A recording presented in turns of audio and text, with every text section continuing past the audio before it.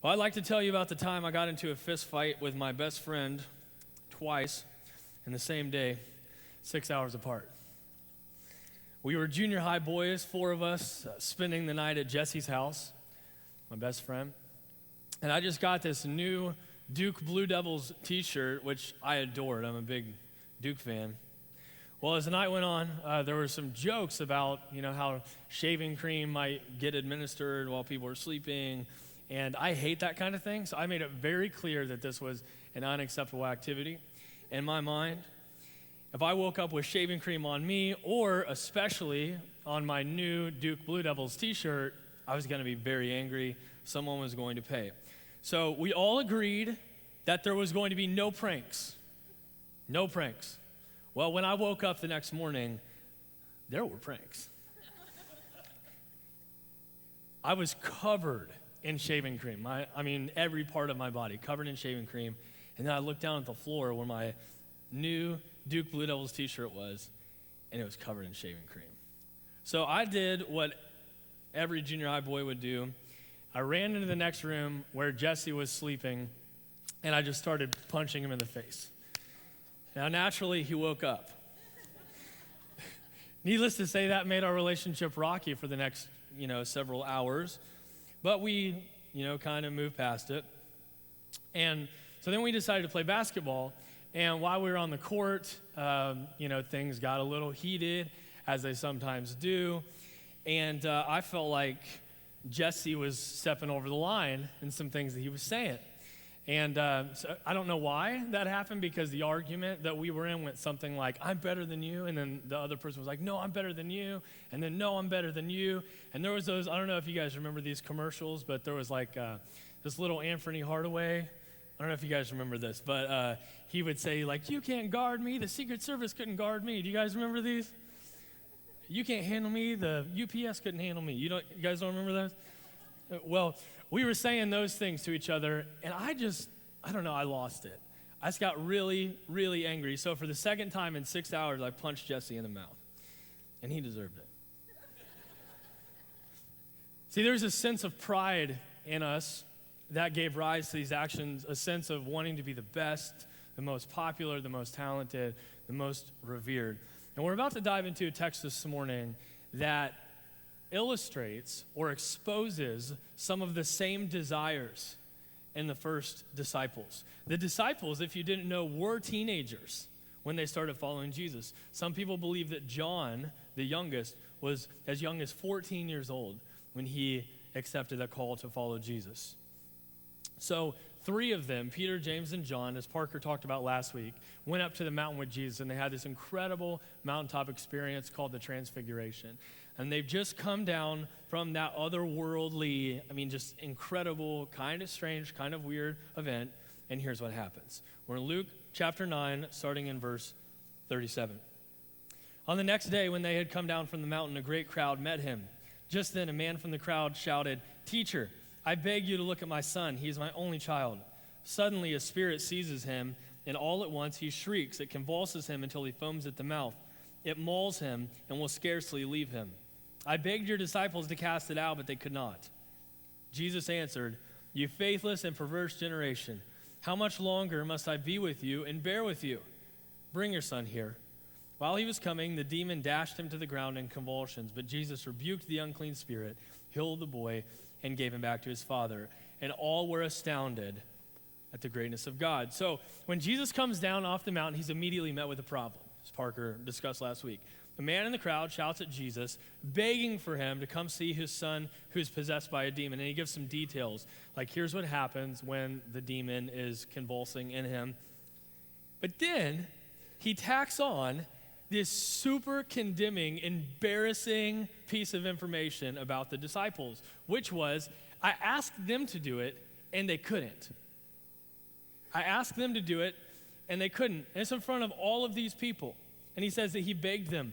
Now imagine how you might react if you're one of those disciples standing there, and this guy's just called you out in front of Jesus, your teacher, and in front of all these people. You might have some various reactions. One is that you might be humiliated because this guy just told everyone in the crowd that you were not able to do what he asked you to do. So he kind of called you out. You might be humiliated.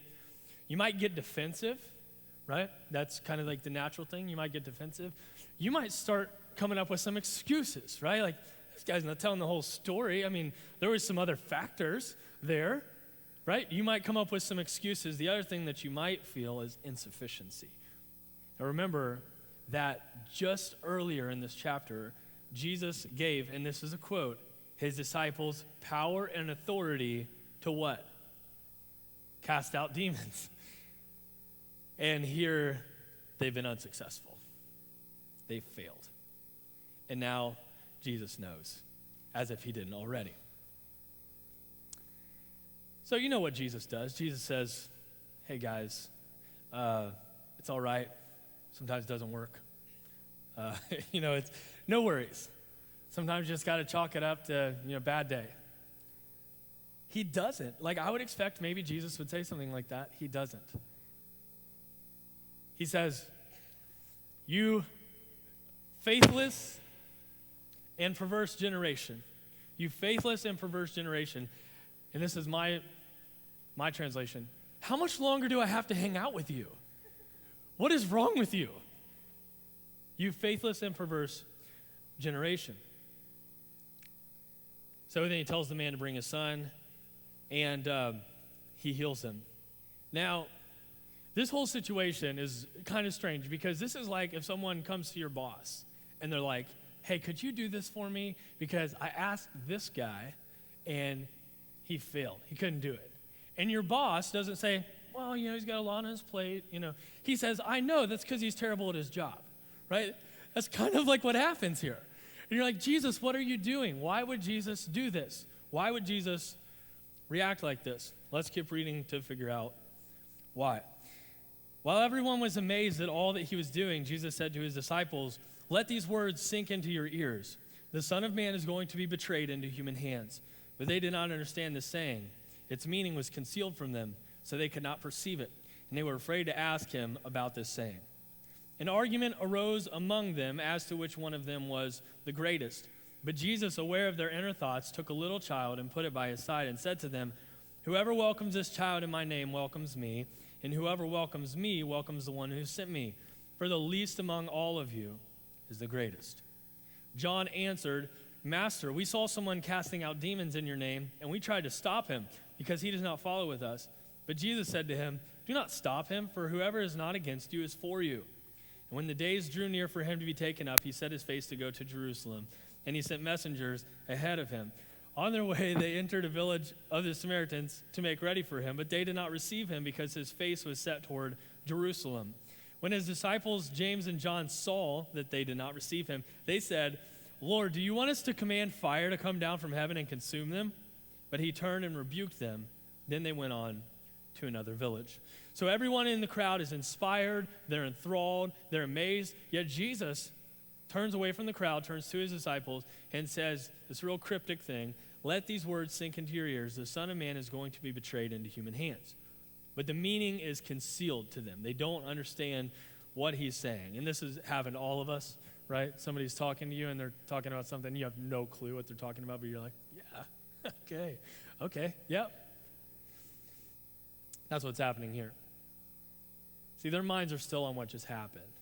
And so when they get a little distance from Jesus, an argument arose among them as to which one of them is the greatest.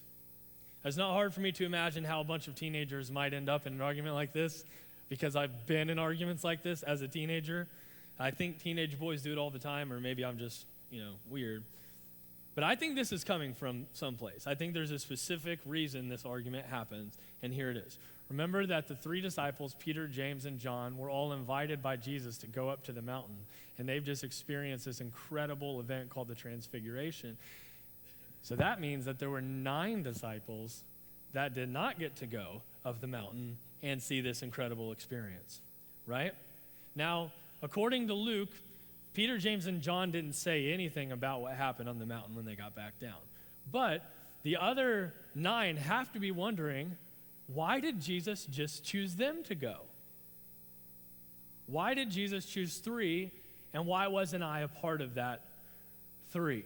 So James, John, and Peter, they might be thinking, well, the reason is because we're better than you. That's why. We're better disciples. Duh. And the other 9 might have some jealousy bubbling up.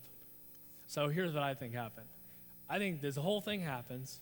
This guy's like, I asked your disciples to cast the demon out, and they couldn't. And that whole thing happened that we just talked about. They start on the road. And Peter, James, and John look at the other disciples, and they go, if we would have been there, we could have cast the demon out. That's what I think happened. And like Jesse and I on the basketball court, you've got egos then in the picture, they're rising up. You got people calling each other names. And maybe you even have some punches thrown, although Luke doesn't record that. What you for sure have is a bunch of adolescent boys in this super fruitless argument about which one of them is the best disciple. And Jesus knows this is happening. Now, can you imagine this conversation, being a disciple, and then having to answer to Jesus, like, hey, guys, what are you talking about? Nothing. I mean, how terribly embarrassing would this be? So Jesus takes a child and sits him on his knee to illustrate something very powerful. And it's that the least among you is the greatest. In the kingdom of God, a child running and jumping and playing in a meadow is more significant than a king sitting on and ruling from a throne. John doesn't quite get it, apparently, because I don't know what he's thinking when he interjects this next thing. He says, yeah, I know. We saw someone casting a demon out in your name, and they weren't with us, so we told them to stop. And Jesus is like, what? Why would you do that? If they're not against us, they're for us.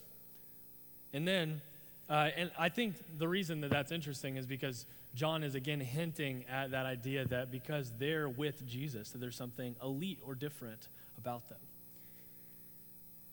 Then Luke further emphasizes the point by telling us about this other time that Jesus had sent some messengers into a Samaritan village, and we'll talk about how much Jews hated Samaritans in a few weeks.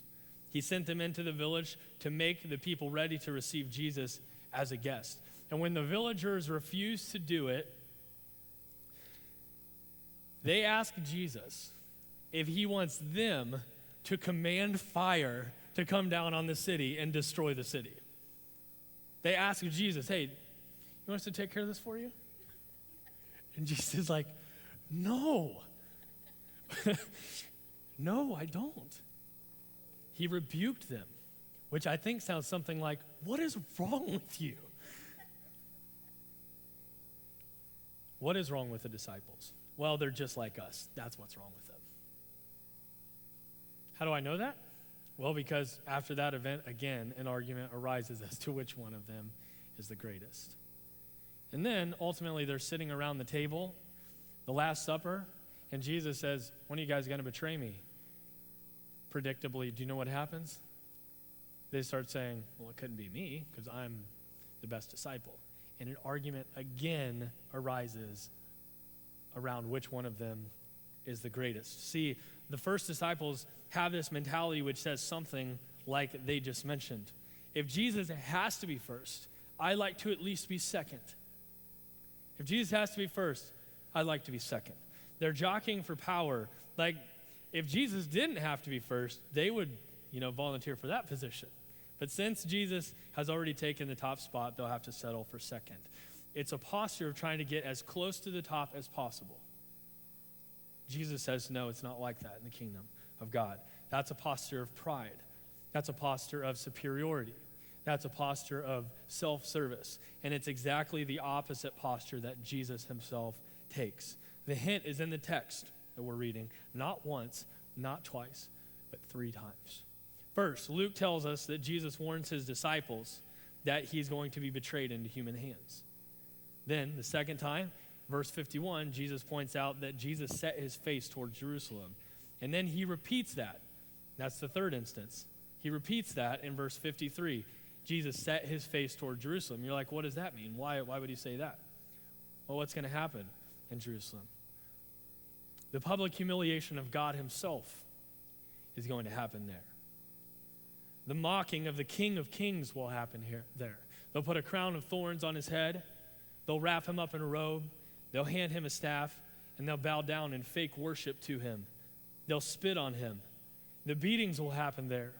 The torture will happen there. The cross will be raised up there. The God who breathed breath into humanity will let that humanity take the breath out of him there. And he will die there, naked, alone, humiliated, and exposed. And why? Because though he was God, he didn't consider equality with God as something to be exploited, but he emptied himself, taking the form of a slave, being born in human likeness. And being found in human form, he humbled himself and became obedient to the point of death, even death on a cross. That's Philippians 2. According to words of Jesus and according to actions by Jesus, the posture of a Jesus follower is I am last. The posture of a Jesus follower is I am last. Servanthood is one of 5 tools that we have identified here at Crossview that Jesus gave us to carry out his mission, the Great Commission. When we engage with the world as a servant, we engage with the world as Jesus did. Now, this is really important as we consider how to take the kingdom in to our homes, into our neighborhoods, and into our cities. See, humanity's way of leadership says this: if we're going to lead in our families and in our neighborhoods, in our schools, in our workplaces, and in our cities, it must be from some type of position of authority. But Jesus' way says you lead in all of those places by taking the form of a servant. And if we do it any other way, we risk painting the wrong picture of who Jesus is and what the good news is. A comprehensive study done in the early 2000s by the Barna Research Group, which is a Christian research company, found the 2 words that non-Christians use to describe Christians predominantly are judgmental, hypocritical. The percentages were close to 90% of respondents. So 9 out of every 10 non-believers that they ask, which words would you say describe Christians? Said something like judgmental or hypocritical. That's alarming.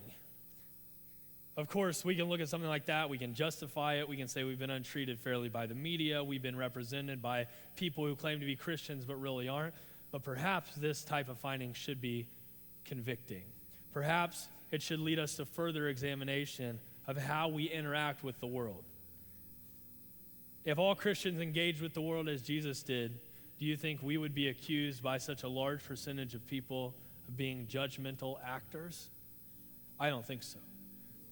Because servanthood is disarming. It's impossible to argue with servanthood. It demonstrates the essence of the Christian faith.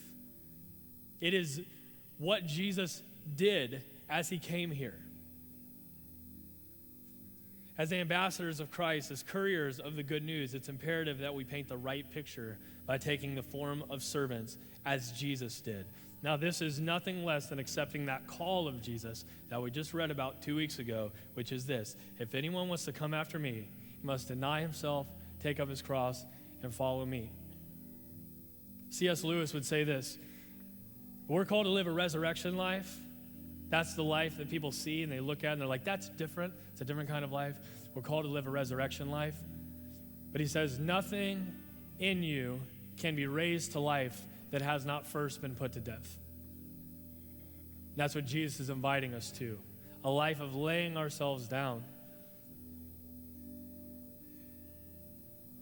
The Apostle Paul would compare us to jars of clay, inexpensive, breakable, common, replaceable, yet redeemed and made useful for carrying the most priceless treasure imaginable. The good news about Jesus and his kingdom has been put into us. The Spirit of God has been put into us.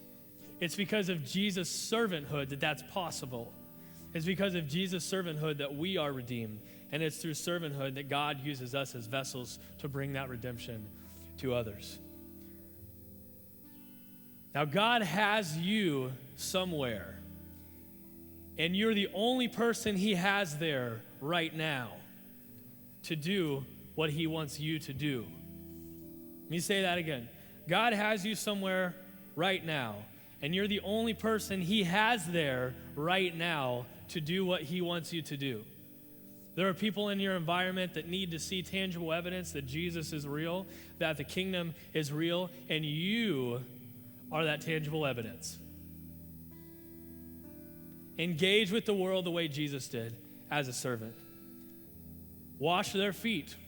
Prepare a meal for them. Encourage them. Buy dinner for them. Listen to them. Suffer with them. Go out of your way to show them that they are valuable and loved by the King, and that they can be found in the kingdom the way that you have been found.